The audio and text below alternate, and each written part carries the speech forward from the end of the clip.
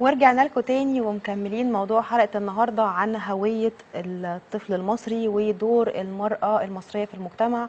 واستئنافا للحلقة السابقة معانا الضيف المميز الأستاذ مدرب التنمية البشرية وأخصائي العلاقات الأسرية الأستاذ أحمد أسامة. أهلا وسهلا بحضرتك. اهلا بحضرتك. اهلا بحضرتك. منورنا النهارده. بنورك والله يا استاذ احلام. حابة إن أنا أسأل حضرتك عن رأيك في تصرفات الطفل المعاصر والمراهق برضو المعاصر الفترة دي. طبعا في فجوة كبيرة بين الأجيال زمان وبين الأجيال دلوقتي، يعني تحس إن في نوع مختلف ظهر من المراهقين والأطفال.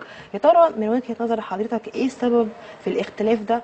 ويا ترى زمان كان بيتربوا إزاي ودلوقتي بيتربوا إزاي؟ هنقول ان طبعا انشغلنا طبعا عن الاطفال، عن اولادنا، ان كل طبعا الاب والام طبعا مشغولين بشغلهم، فسايبين لهم السوشيال ميديا والتكنولوجيا، فطبعا دي اثرت بتاثير كبير على الاطفال في العصر الحديث. في زمان ما كانش فيه تاثير زي دلوقتي، مع ان المفروض احنا نعلمهم ان يعني دي ميزه وضرر. الميزه ان احنا يعني الحاجات دي احنا ممكن نعلمهم، يعني يتعلموا على التكنولوجيا. يعني انا ممكن مثلا يبقى ابني اعلمه على حاجه على الموبايل واسيبه لمده وقت معين يتعلم عليها، واكون متابعه. الاشراف ان انا اعلمه ازاي يتعامل مع التكنولوجيا ويتعامل ازاي مع السوشيال ميديا. لكن احنا دلوقتي في توجيه، انما دلوقتي ان هم احنا بنسيبهم، وهم طبعا الطفل بحد ذاته بيحب يتطلع، فممكن يتطلع في حاجه غلط، يعني هي فلازم الام في عايزه رقابه. تريح دماغها تقوم سايباه لا، قاعد وممكن مش يتفرج هنقول على برضه، حاجه. مش هنقول الحاجات السلبيه، ممكن الام تبقى مشغوله بشغلها. دلوقتي احنا في وقت، في عصر الغلو اللي احنا فيه، كل الاب والام بيشتغلوا فمشغولين عن اولادهم.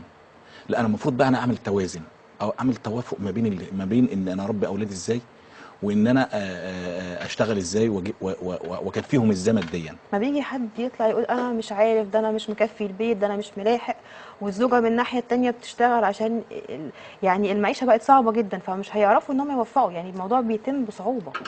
بص، عايز اقول لحضرتك على حاجه. في حاجات في الجهاز اللي هو السوشيال ميديا. السوشيال ميديا دي على قد ما هي ميزه، على قد ما هي ضرر جدا.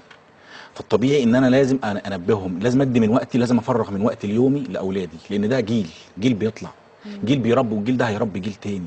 فلو ما كانش الجيل طلع كويس ومهتم يعني احنا مهتمين باولادنا كويس، ومهتمين بصحتهم، ومهتمين ولازم يكون في كمان نعلمهم يعني يعني نلبيهم رغباتهم، نشوف احتياجاتهم ايه، ونقول لهم ايه الصح وايه الغلط. تمام. هو التيك توك مخليش، يعني هو التيك توك اصلا يعني بقى مسيطر على عقول بص، انا عايز اقول الاطفال لحضرتك على كلها. حاجه. انا قدام الصح وقدام الغلط. طبعا. في ايدي ان انا يعني بص، اي حاجه في الدنيا زي ما ليها الانسان نفسه في خير وفي شر. طبعا. فالتكنولوجيا فيها خير وفيها شر. انا في ايدي اشغل الحاجه الكويسه، وفي ايدي اشغل الحاجه الغلط. في ايدي ان انا اوعي ابني، اوعي الطفل ان انا ده غلط وده صح، خاصه ان الطفل بيبقى واعي، يعني بيبقى ذكي، بيبقى فاهم. في ناس بقى بتأثر المسافة دي خالص، وما بتدخلش نت اصلا في البيت عشان خاطر تتجنب لا، دي صعبه برضه. لا، في لان ناس برضه انا على اعرفهم قد ما والله. احنا هنقول ان التكنولوجيا مثلا مضره لبعض الاشياء، برضه هي ميزه في حاجات كتير، بتسهل شغل كتير.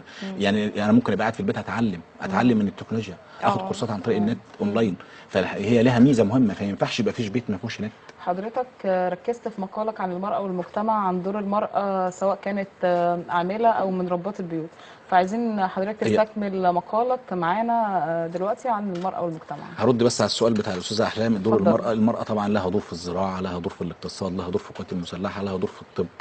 المرأة لها دور في جميع المجالات. المرأة هي الديناميك الحياة كله يعني.